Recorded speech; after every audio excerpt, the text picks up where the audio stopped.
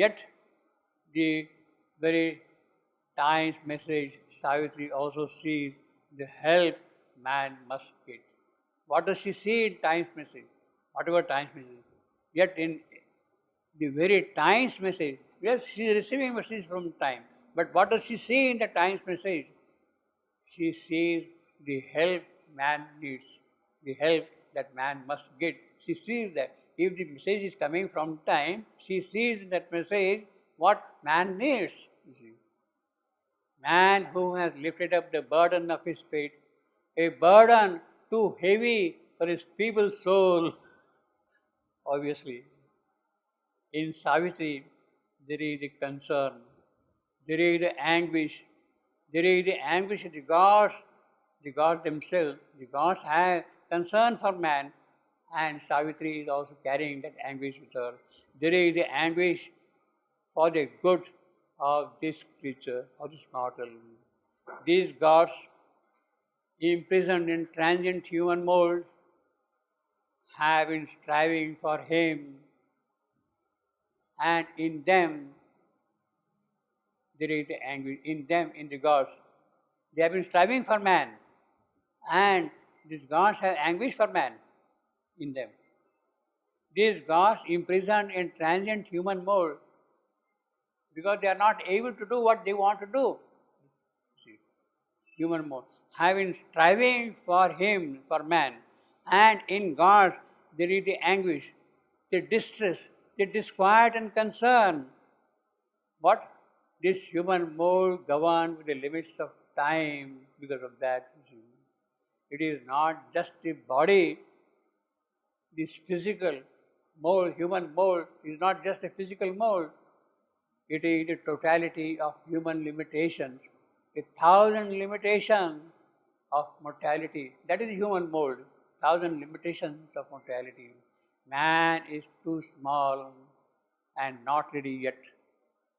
And they recognize, the gods recognize that the free and wide actions cannot happen in small passing moments, in transients. They recognize that. So that is the concern of gods for man. But Savitri has perhaps a greater anguish, a sharper, keener anguish than the anguish of the gods. Yes, gods are striving all the while, trying to help us in many ways, but they cannot do much because of the human mold, the human limitations, human smallness. They cannot do much. So that concern is there, but Savitri cannot simply accept that limitation. She has to do something. Yes, man is limited, but I must still do something. So in that sense, her anguish is greater than the anguish of the gods. It has to be so necessarily. Savitri must experience it in order to remove it. There are things in possession of death. Everything is in possession of death. Truth is in possession of death. Life is in possession of death. There are things in possession of death. But they need not be his possessions. They need not be his possessions, you see. No. Yes, they had to be taken away from him. They had to be freed from him, you see. These had to be free from him. They had to be deathless. These had to be deathless by the death of that which fastened them to death. What fastened them to death? It is that which must be removed and made free.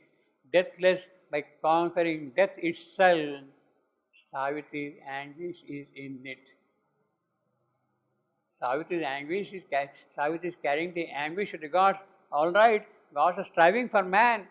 Savitri's anguish is actually greater than the anguish of the gods because she is concerned about the things which are in possession of death, and gods cannot do anything much about that. Savitri has to do something. Deathless by conquering death itself.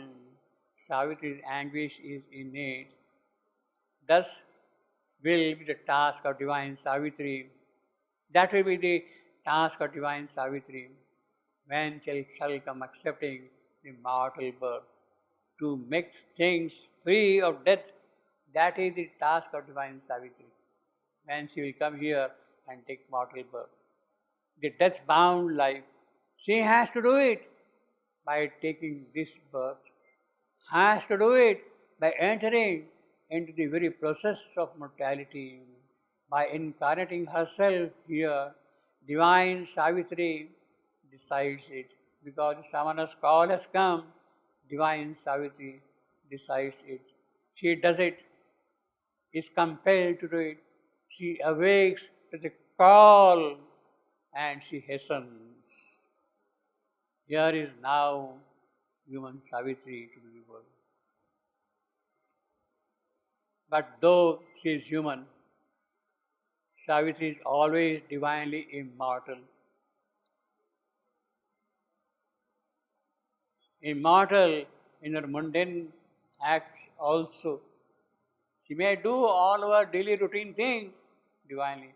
In fact, there is a story the mother narrates about one of her visits by Durga to her. Durga used to come to her during Durga Puja days and at times stay with her for some time, for days, you see. And mother used to do all the small little things here and there, chopping vegetables or doing this work or doing that work and all that kind of thing. And Durga was amused. How can you do these things? How can you do this? Durga was amused by that thing. How one can do that thing? And the mother said, you have to have the psychic being with you to understand that. To understand that. There is a kind of a sweetness in these small acts also. There is a kind of a divine element in this also.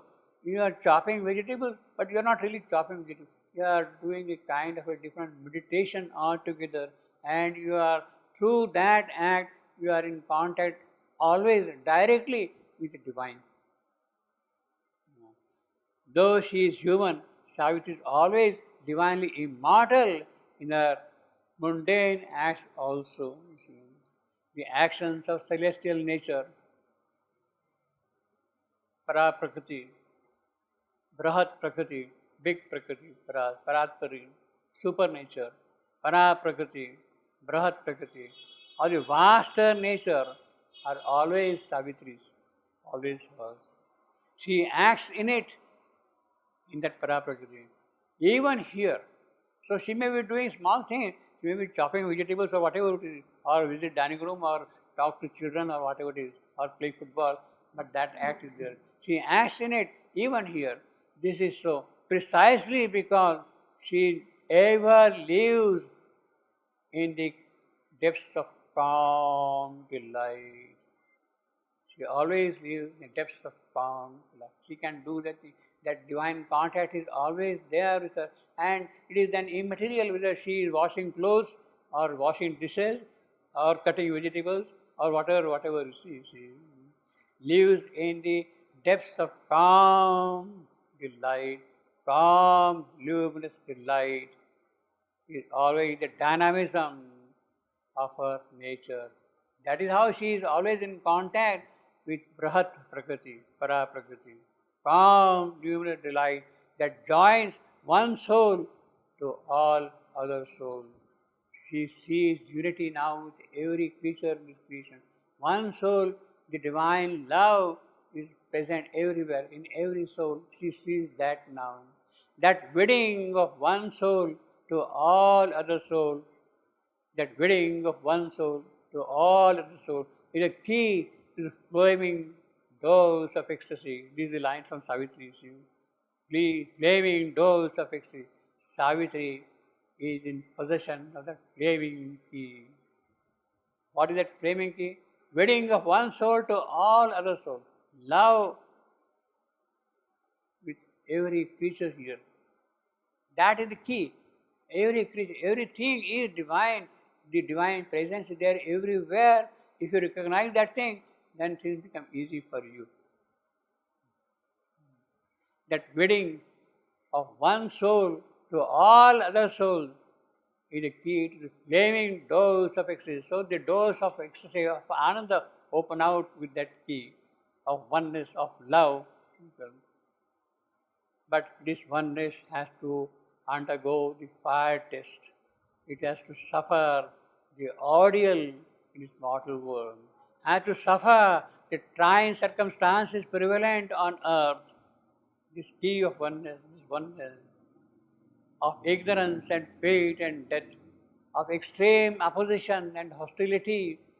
That one, yes, everybody is one, we say, that experience is there, but what we see here in the mundane creation, enmity, hostility, ambition, possession, there is something in the very grain of earth, in Earth's DNA, that it needs a sap of both pleasure and tears. You cannot be happy only with joy. You need a bit of pain also.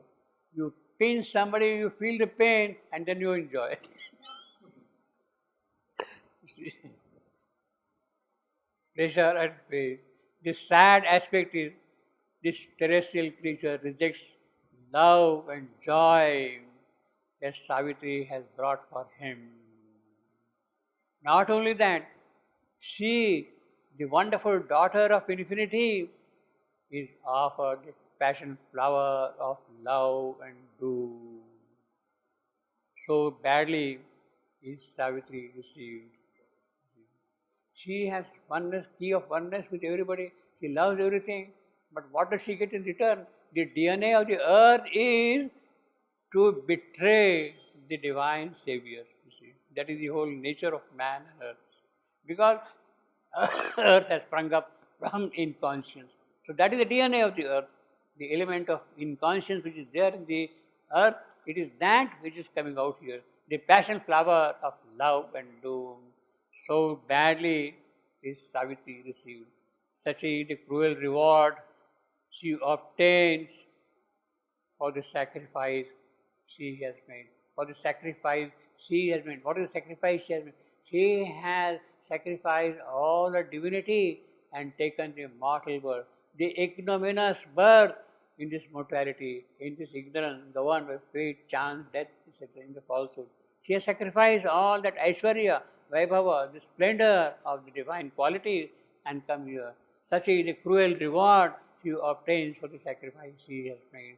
The sacrifice in accepting the mortal birth. She is disbursing to so much, she is disbursing so much of her rich divinity. She is spreading, spending, giving, scattering all along, disbursing so much of rich divinity, spending it with the confident, optimistic hope that heaven might native grow on mortal soil. She is squandering her divinity so that heaven might spring up from here. But things are not easy, not at all. They are not straightforward. There is crookedness. The grain of earth means that crookedness. The stubborn fact of life is, the fact of this creation is, it is hard to persuade change in its nature. Man has a habit of constantly dying. He has a habit of dying constantly, you see. But he does not want to give up that habit. It is difficult to persuade him to change that habit. It is persuade him. It is difficult for him.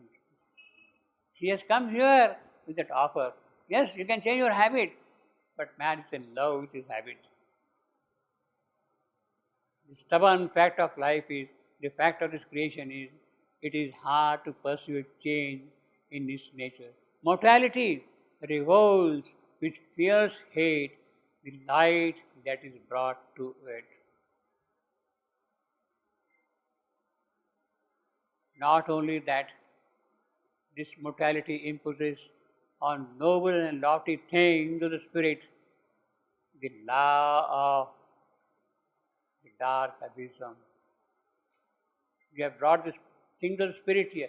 See, the divine messengers have come, the prophets have come, the rishis have come, the great siddhas have come. They brought something divine here. But what is that? On that we have done? We have built religion, we have built credos, we have built systems, we have built conflicting institutions for that. Spirit, the law of the dark abysm, it turns against them who come to save it, their work gets betrayed, their good is turned to evil. Yes, everything has happened like that. Turned to evil. What they receive are the abuses and jeers and whips and lashes. Divine love was offered to man, but what does he get, the offerer get in turn? Abuses. He is put on the cross along with two thieves standing by his side, you see. He is carrying the cross on the Via Dolorosa, heavy cross, ebony cross, and the whips are there, the lashes are there, the pierce are pierced at his body. Their word gets betrayed, their word gets betrayed. Before the cock crew, 3 times he denied the knowledge of this man. 3 times before the cock crew in the morning, you see. That is the story. No. Here is Savitri held in the traps of earthly machinery, in the web of mortality's problems and difficulties and afflictions. But Savitri has previous knowledge of all this dark foreknowledge, and she knows that her audience hour is here and now. Yes, here it is long foreknown and fatal morn. We'll continue next time. We are gone halfway through, I think.